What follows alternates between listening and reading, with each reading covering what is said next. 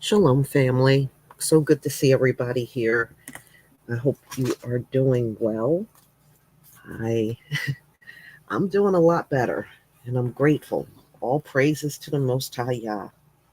I'm glad He didn't let me linger, but just a few days with being under the weather.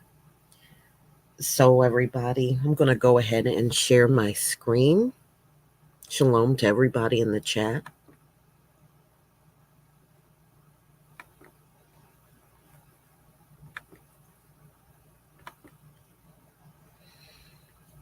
Okay.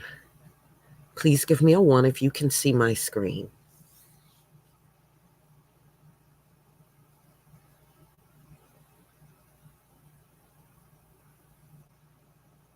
Thank you. Thank you so much.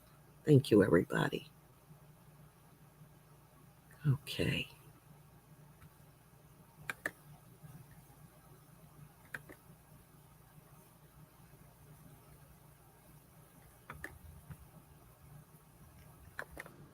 Blessings, family. This is your brother L. We are now on episode number 33 of the Unload and Reload series, where we go through scriptures, chapters, verses, stories, and current events so that we may gain a more motivational mindset, so that we may obtain victory, success, and destiny in this life and in the life to come.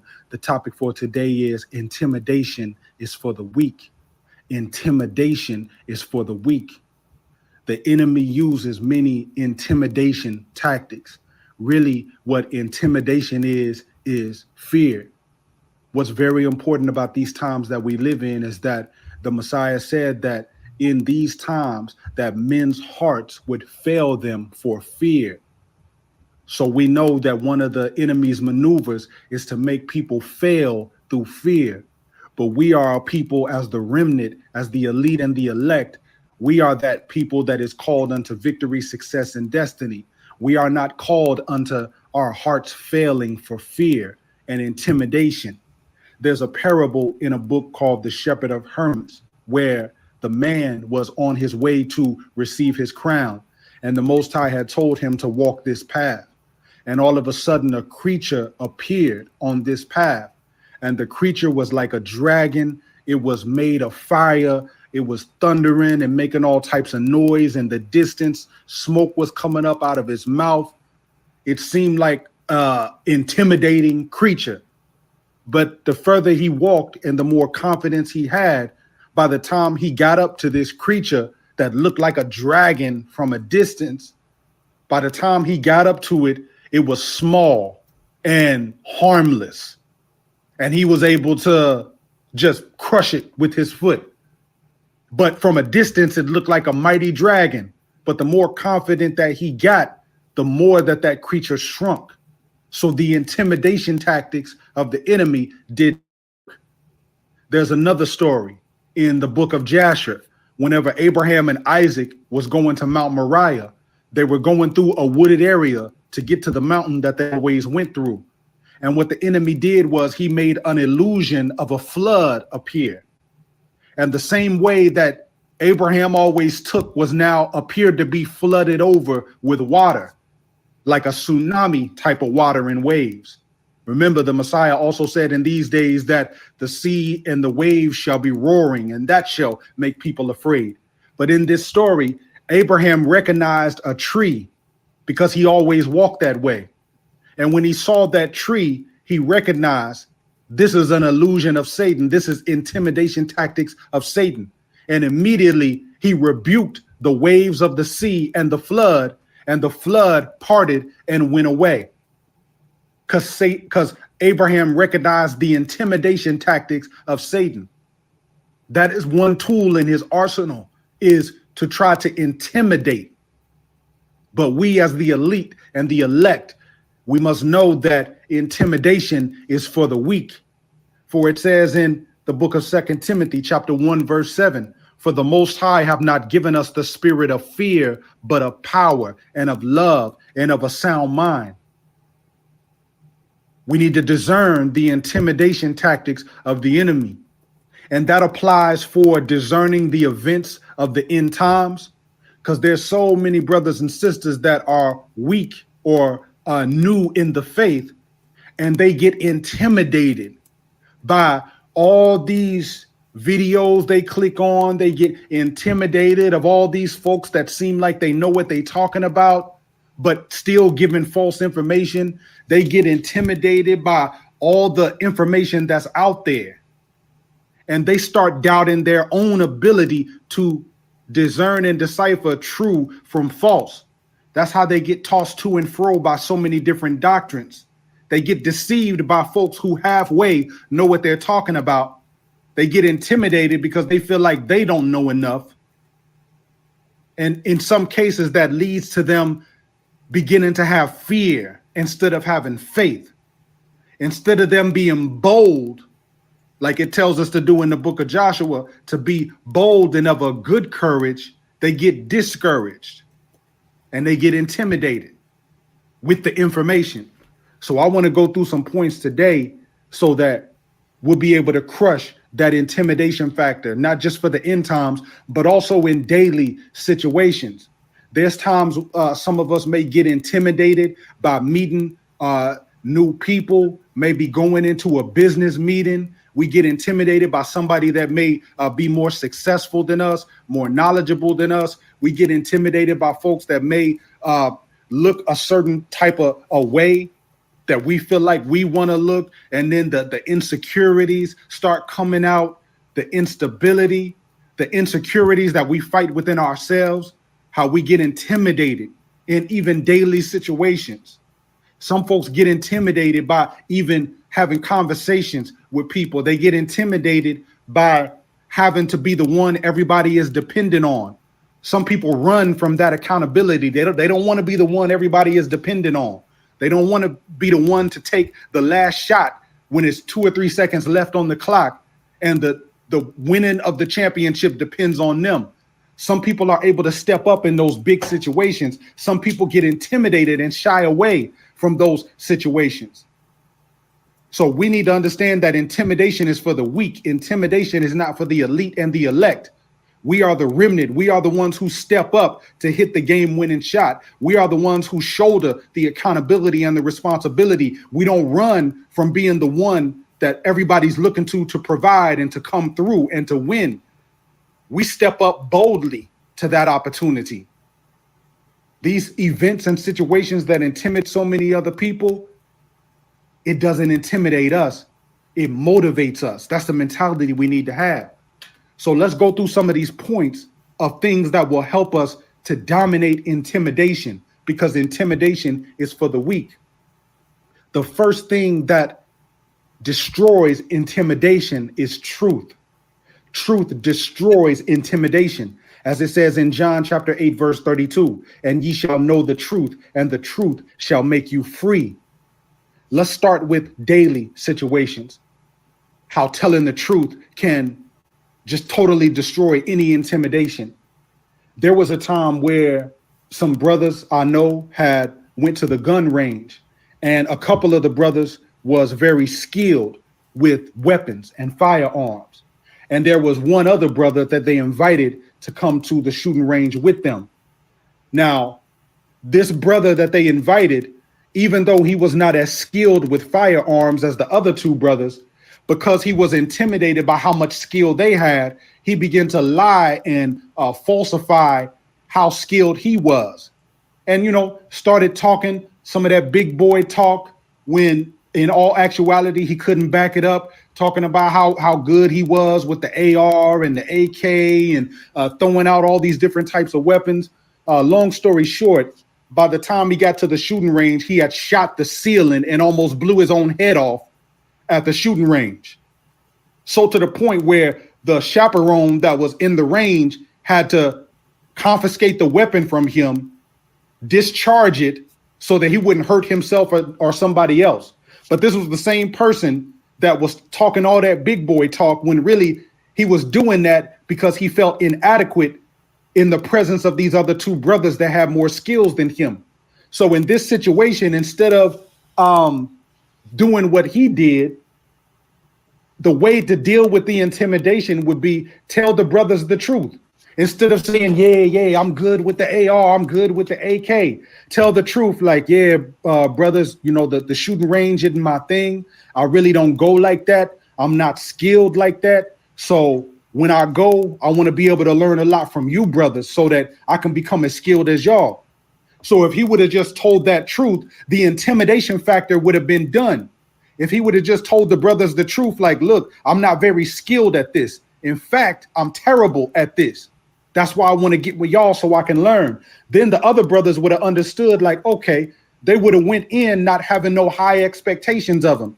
But since he dealt with his intimidation by trying to boast falsely, all it did was make the brothers lose respect for him. Because it's like you made all these promises and then your skill level ain't even where you said it was. And then they didn't really even want to deal with him no more. So now you probably cut off a friendship because you dealt with intimidation in the wrong way. So the way to deal with intimidation, family, is through truth. Tell the truth. That happens in possible relationships too, whenever people are getting to know each other and they're looking to go into a marriage. The best thing to do, I did this with my wife before we signed the contract and went into marriage. Tell the other person anything that you would think would be a deal breaker for them. Put all the truth on the table so that nobody's finding out something later on. Like, don't be intimidated to tell people what's going on with you so they don't have no surprises later and feel like you did false advertising. So a way to get rid of intimidation is to tell the truth up front about things, because the truth shall set you free. And in these last times, the way that we don't have fear about what's going on is we must know the truth of how the scripture says everything is going to play out. That way we don't get tossed to and fro and intimidated, because we are rooted in the truth of what the Most High already spoke through his prophecies. So truth is one way to get rid of intimidation. Another way to get rid of intimidation is training and talent. Training and talent. The scripture says in Proverbs chapter 8, verse 16, a man's gift maketh room for him and bringeth him before great men. There was a sister that was in the hair fashion school, and there were many other sisters in there that were great at what they did with doing hair. And the sister went on to say that the way that she did not get intimidated by the other ones is she became great at her skill set. She became good by training, by practicing, and she knew that was her talent, was doing hair. So she went in there with the training and the talent. So when the time came for her final examination, she got 100% all over the place. Whereas someone else who did not put in the work she put in or had the talent that she had would have failed and would have been intimidated by all these other sisters in there that were also good at doing hair. So a way to get rid of intimidation so that we're not looking at other people who do things so much better than what we think we do is for us to recognize our talents and then to train and perfect those talents. Because when you know that you know that you know that you're good at what you do, you're not going to get intimidated by nobody else that's good at what they do either. Even with something as far as ministry, if you know that you are a capable teacher, preacher, leader, and shepherd, you're not going to get intimidated by anybody else in their ministries because you have yours and you know that you have sharpened your sword and you have sharpened your skill set. So you know that the Father's going to give you increase from what you are doing. So it works with doing hair, all the way to ministry, all the way to running business, whatever it is that you do. Your talent and your training prepares you so that you don't get intimidated when it's time to perform, because you know you just as good, if not better, than all the other people that is in that same genre because you've trained and you know your talent. Now, a lot of people get intimidated because they try to get into lanes and get into things that's really not their talent. You got folks, especially in the Hebrew community, they see how well some people teach and preach and how they do their ministry. So then immediately they want to become a teacher when that may not even be their talent and their skill set. They just want to do it because they get, all Google-eyed about the oohs and the ahs. They want to be able to wow people with information and knowledge like they see some of the other teachers do. But it's not their talent, though. The Father may call them to be a farmer. The Father may have called them to carpentry or something else. No thing is better than another. So each man or woman has to recognize their talent and their skill set and build on that. We can get rid of intimidation if we don't try to go and do stuff out of competition. Like Paul said, don't compare yourselves among yourselves, because all that leads to is people getting intimidated, people not being in their role. They want to do something else to compete with somebody else because they're intimidated by that person. Intimidation is for the weak. Learn your talent and train until you perfect that skill set. Period. Another thing that gets rid of intimidation is proper timing. Proper timing. Sometimes we put ourselves in situations where we get intimidated because we do it in the wrong timing. There's some people who try to jump into marriage and jump into a relationship knowing that they don't have their character and their mind together, knowing that they don't have their finances together. So whenever they try to get into that relationship in the wrong timing, they get intimidated by the other person, thinking, man, this person might see that I don't have it together. They may see that I don't have money. They may see I don't have my own place. They may see I don't have a job right now. Well, the way to get rid of that intimidation is to have better timing.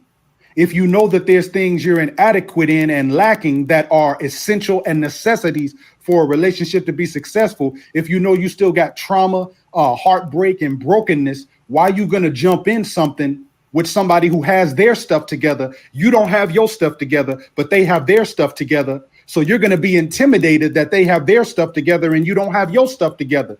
So the solution is common sense. Get your stuff together before you try to get with somebody that has their stuff together. Have the right timing. The way to get rid of intimidation is correct timing. Do the right thing at the right time, and then you won't be intimidated about it because you know you coming into this in the right time.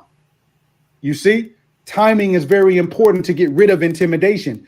If we're doing things in the wrong timing, because the scripture says there's a time and a place for everything. So if you know you're in the wrong place at the wrong time, that's going to make you be intimidated. It's going to take away your confidence because you know you're out of your element. Proper timing helps us be within our element so that we don't get intimidated. If I don't know how to play baseball, but I step out there on a all-star baseball team with people that's out there, that know what they doing and I don't know what I'm doing, of course I'm gonna be intimidated when I see them catching fly balls and catching ground balls between their legs and throwing fast balls. Of course you're gonna be intimidated because you out of your element. You don't know nothing about baseball. You've not learned enough. The timing isn't right. So it's important for us to do things at the right time and not be out of our element. Because being out of your element and doing things in the wrong timing creates intimidation. Now, another thing, let's read Ecclesiastes chapter 9, verse 11, because it reinforces the point I just made. It says, I returned and saw under the sun that the race is not to the swift, nor the battle to the strong, neither yet bread to the wise, nor yet riches to men of understanding, nor yet favor to men of skill, but time and chance happeneth to them all. So timing, it also works in business. If you have a product that is not perfected, let's say you have an invention, you have a product, but it's not perfected. There's still kinks that you're working out with that product.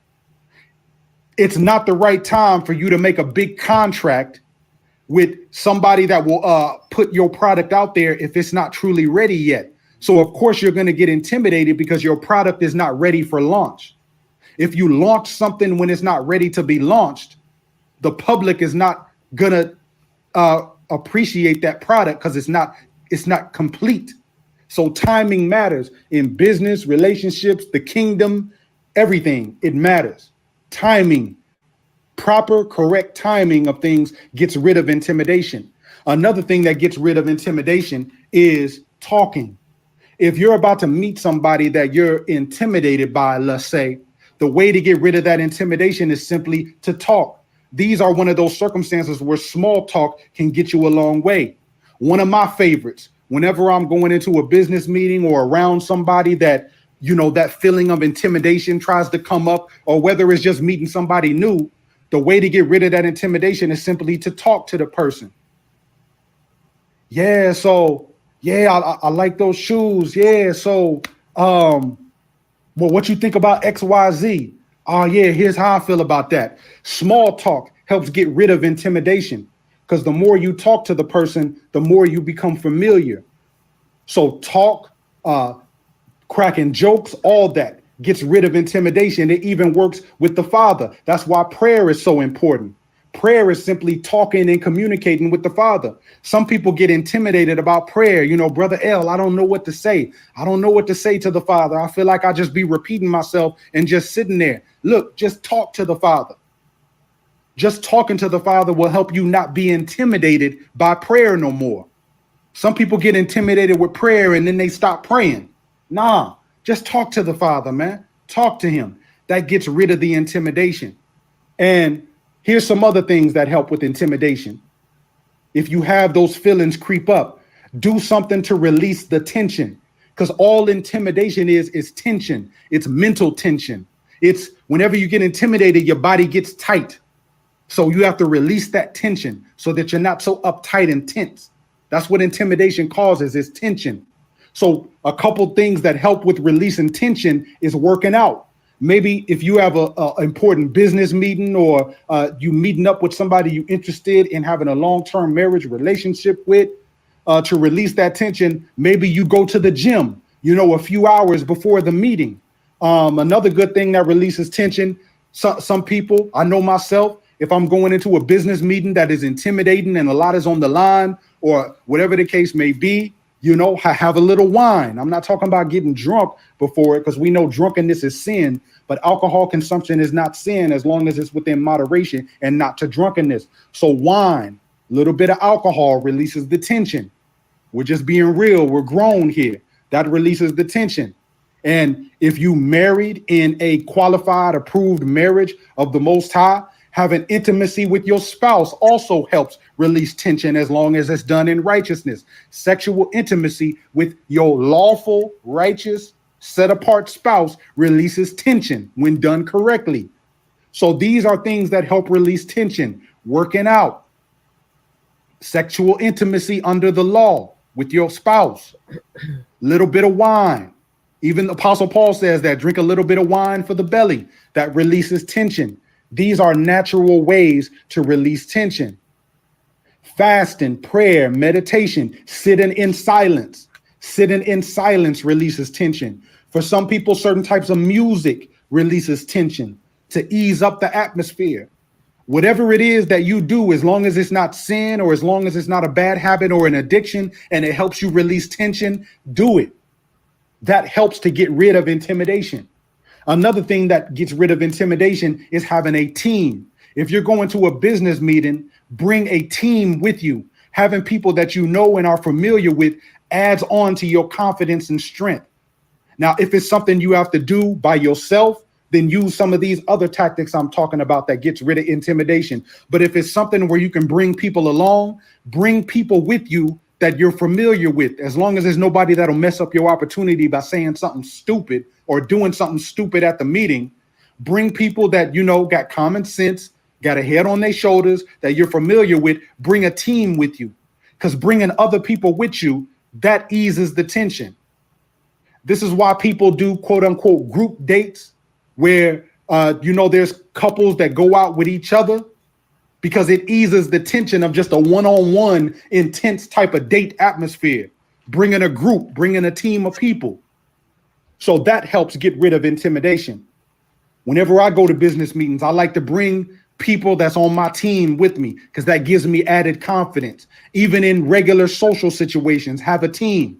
Whenever these things happen, as far as end times, with, the grid shutting down and war and persecution, it's going to be a great thing for you to be around another tribe and groups of brothers and sisters. That will give you more confidence to get through the persecution, to get through the hard time, is to do it with other brothers and sisters. So having a team with you, a capable team, not just some random Negroes that you done threw together, a capable team. Other people that add value to what's going on, that eases tension. That gets rid of intimidation, because you can always lean on them. Y'all can lean on each other and y'all stand strong together. Another way to get rid of intimidation is to telegraph the movements and take it all in. What does this mean? This means that whenever you get in a situation where you're intimidated, you're around people who know more than you, look better than you, wealthier than you, more knowledgeable than you, more spiritual than you, et cetera, et cetera, et cetera. What you need to do is telegraph their movements and take it all in. That means you need to be the observer. Observe the environment, observe the words people say, observe how people observe body language, feel the energy and vibe in the room, and just take all those things into account. Take it all in, and boom, then you start responding. Don't immediately go into a room where you feel intimidated, running your mouth too much.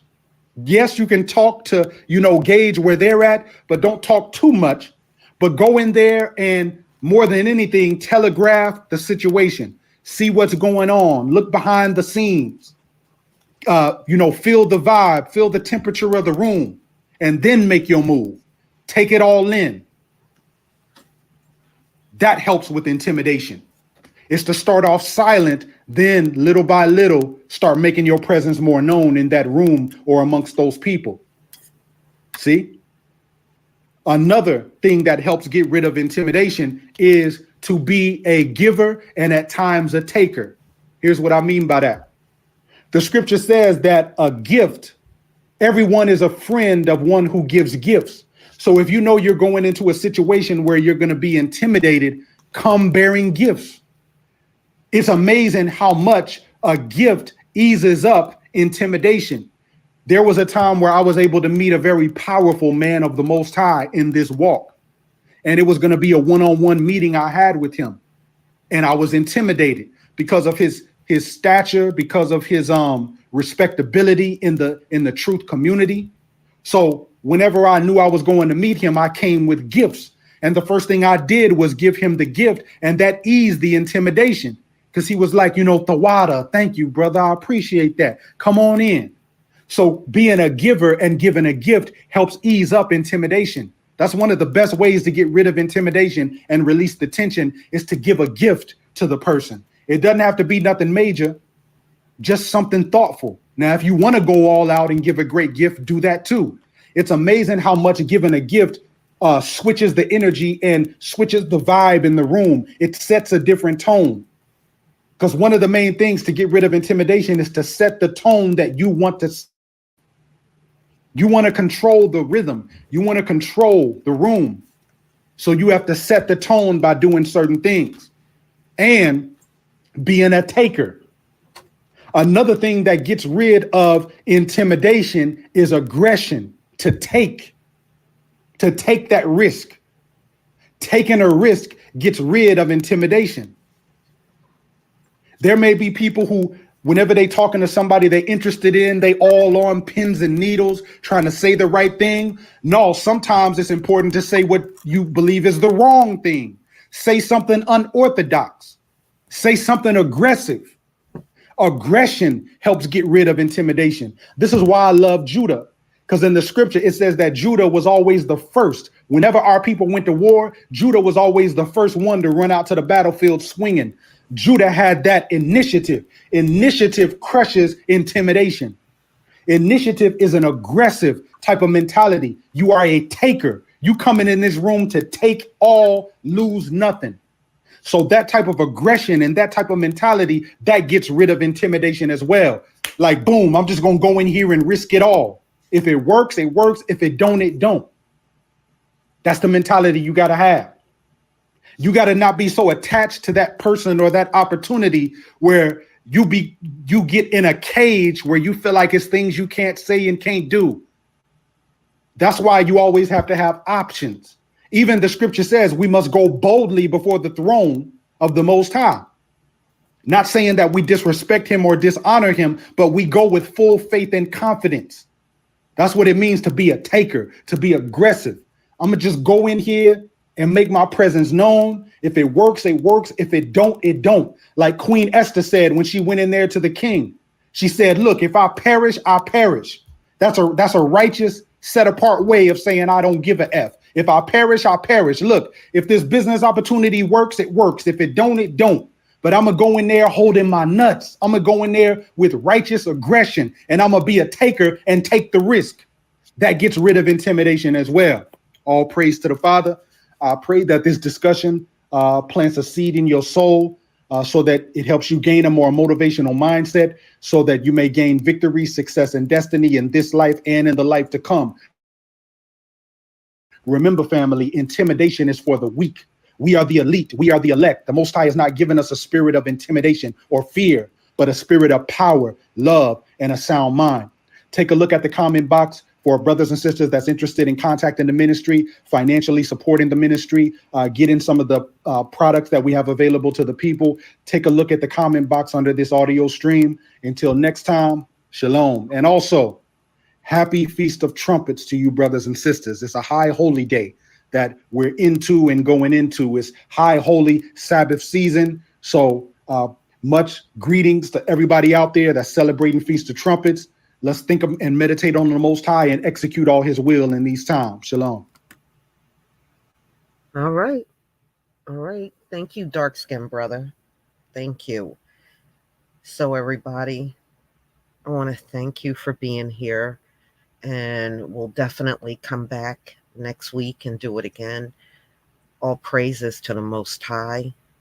I thank him for giving us the ability to come together on a weekly basis. It may not be the most extravagant way, but we are definitely doing this for the Most High. May the Most High keep his most powerful angels around you. May he keep you safe throughout your time going into the kingdom. Shalom, family.